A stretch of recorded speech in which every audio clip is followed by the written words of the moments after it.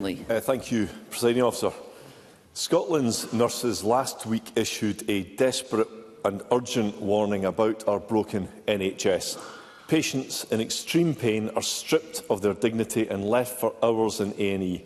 Waiting times for life-changing and life-saving operations keep going up.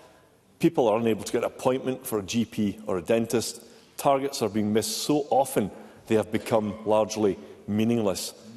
So does John Swinney really still have confidence in his Health Secretary, Neil Gray? First Minister. Yes, I do. The Health Secretary and I are deeply engaged in making sure there is effective leadership in place to support the National Health Service to recover from the implications of COVID some years ago and also the very severe implications of the flu situation that we've had in recent weeks.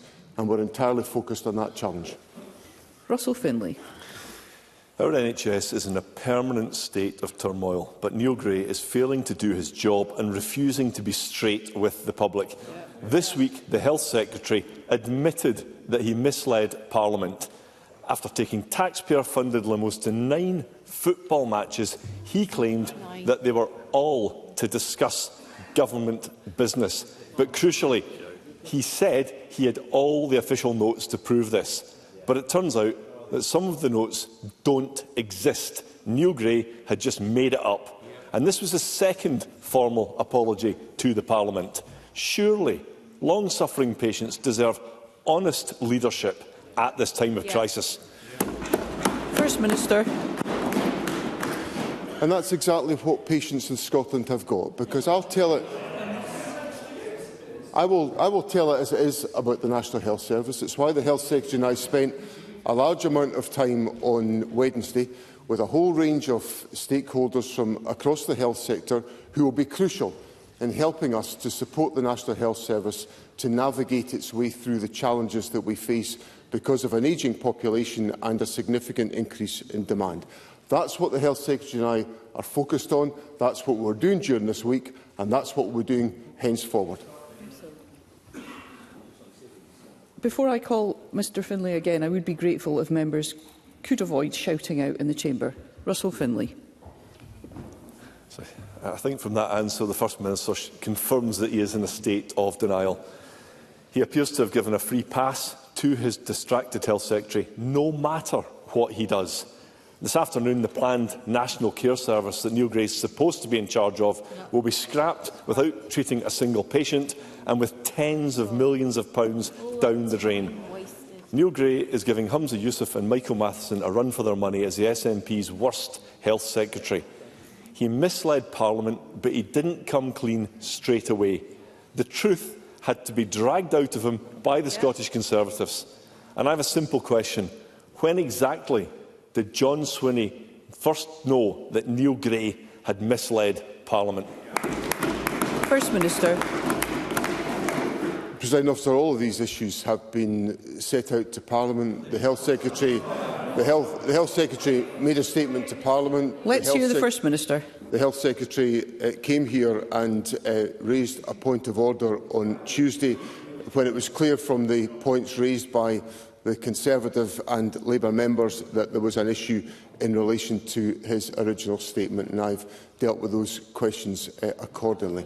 What I'd say to Mr Findlay and to members of the public around the country is that they should be assured that their First Minister and their Health Secretary are absolutely focused on delivering the leadership necessary to strengthen and improve the National Health Service and to deliver for patients. That's my commitment to Parliament today. Russell Findlay. That's just textbook John Swinney failing to answer the most simple of questions. If we didn't keep raising this, Neil Gray would never have admitted that he'd misled Parliament over taxpayer-funded limos to the football. This flagrant breach must be investigated by the independent adviser to the Ministerial Code. But John Swinney is standing by Neil Gray, just like he backed Michael Matheson and Humza Yousaf. Patients will continue to be let down by another dishonest and disgraced and distracted Health Secretary who is failing to bring down waiting lists. In the real world, if people can't do their jobs properly or don't tell the truth, they get the sack. Is it not time for John Swinney to show some leadership by sending Neil Gray in a chauffeur-driven limo, if he likes, to collect his P45? First Minister. President, I think it's important that we get this into its proper context. The issue that Neil Gray had to address in Parliament on Tuesday revolved around one word that was inserted in his answer. It's one word that was inserted in his answer to Stephen Kerr during his parliamentary statement. And that one word was the word all, a three-letter word. In his answer to... Let's hear the First Minister.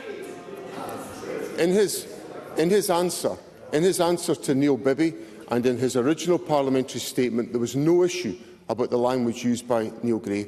In one answer, Neil Gray used one word that he shouldn't have used, the word all. Now, First Minister, if I may, I'd be grateful if those of us who are privileged to sit in this chamber could treat one another with courtesy and respect. First Minister. So, Presiding Officer, on the basis of that fact, I judge that Neil Gray, in taking the action that he has taken, has acted entirely appropriately in his responsibilities to Parliament and in accordance with the Ministerial Code. Now, of course, it is up to the independent advisers that I have appointed to take a different view to the one that I have taken. And I will be inviting my independent advisers to consider the view that I have taken, and it will be free to them to take that decision. That's why I have strengthened the Ministerial Code.